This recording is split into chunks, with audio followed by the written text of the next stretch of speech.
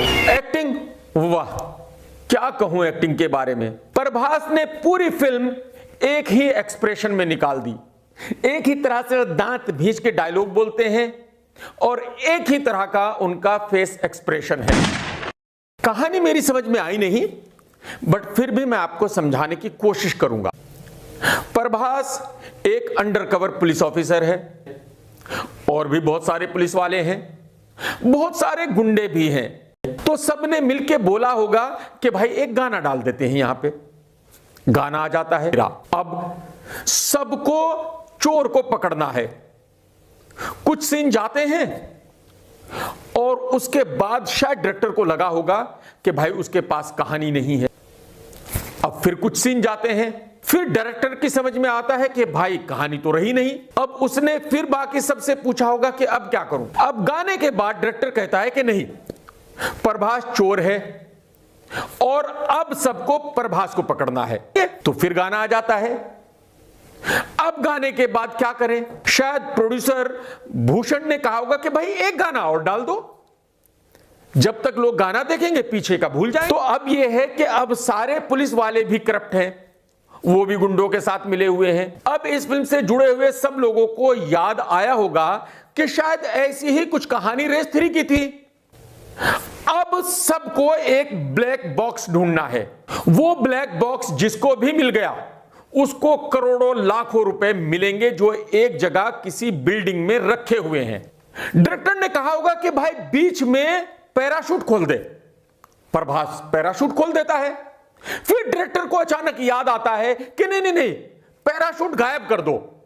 तो प्रभास को नीचे जमीन पे जैसे उड़ा था वैसे ही उतारो। तो रेस 3 में सलमान खान उड़े थे, तो प्रभास को भी उड़ना चाहिए। तो प्रभास उड़ने लगता है। अब उड़े जा रहा है, उड़े जा रहा है। अब यूनिट के लोगों ने शायद डायरेक्टर से पूछा होगा कि सर आप कभी किसी को चोर कहते हो, कभी पुलिस वाला कहते हो, फिर उसको साबित करते हो गुंडा है, फिर उसको साबित करते हो कि अच्छा है। तो दर्शक पूछेंगे नहीं कि ये सब हो क्या रहा है। प्रभास जमीन पे उतर आता है। अब इसके आगे क्या करें? तो भूषण साहब ने फिर बोला होगा कि भाई कहानी नहीं है तो दिक्कत कोई नहीं है, एक गाना और डाल दो।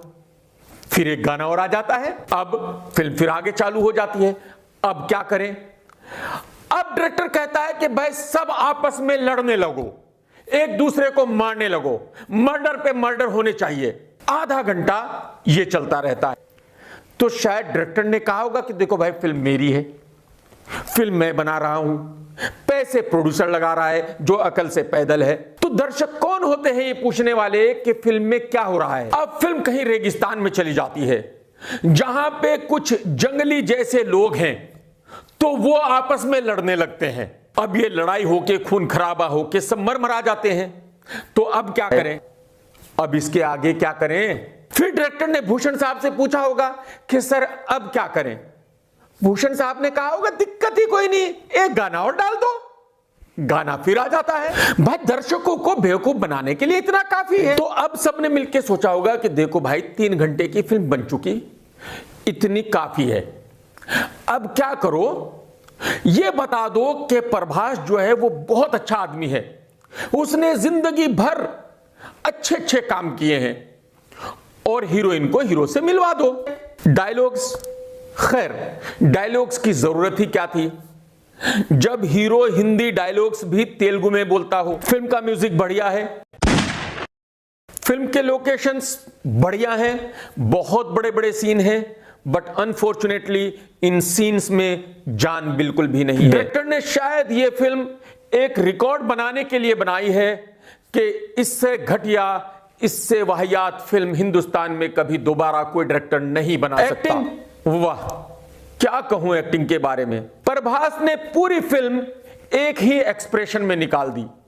एक ही तरह से दांत भींच के डायलॉग बोलते हैं और एक ही तरह का उनका फेस एक्सप्रेशन है। अब मैं आपको बताने की कोशिश करूंगा कि ये प्रोजेक्ट कैसे बना होगा। देखिए बाहुबली 1 और 2 इतनी बड़ी हिट थी कि प्रभास को लगा होगा कि मैं बहुत बड़ा स्टार हूं। प्रभास साहब ये भूल गए कि भाई किसी दूसरी फिल्म में एक्टिंग करने की जरूरत पड़ेगी। प्रभास ने पूछा होगा भाई ये प्रोड्यूसर 400 करोड़ क्यों लगाना चाहता है? तो डायरेक्टर ने बताया होगा कि सर इसीलिए तो ये प्रोड्यूसर है, क्योंकि अकल से पैदल है। अगर अकल से पैदल नहीं होता तो ये प्रोड्यूसर क्यों बनता, हीरो बनता। आगे देखो भाई, दोनों बाहुबली का बजट तकरीबन 350 करोड़ था, बट इस अकेली फिल्म का 400 करोड़ है। तो आप सोचो ये कितनी बड़ी होगी। एक कहावत है कि लंबे चौड़े आदमी की अकल घुटनों में होती है। तो प्रभास को बेचारों को कहां अकल है ये समझने की कि भाई अगर इतनी बड़ी फिल्म फ्लॉप हो गई तो उनके कैरियर पे इसका क्या असर पड़ेगा। अब हिंदी में ये फिल्म किसको दें? हिंदी में ये फिल्म करण जौहर को सुनाई गई, करण जौहर को गश आ गए। करण जौहर साहब ने कहा भाई मुझे माफ कर दो। उन्होंने कहा सर दे दो 125 करोड़ रुपए। भूषण साहब ने कहा सर ये लो पकड़ो फिल्म बनाओ। देखिए अगर इतनी बड़ी फ्लॉप फिल्म पे मेरा नाम ना हुआ तो मेरी बहुत भारी बेइज्जती हो जाएगी।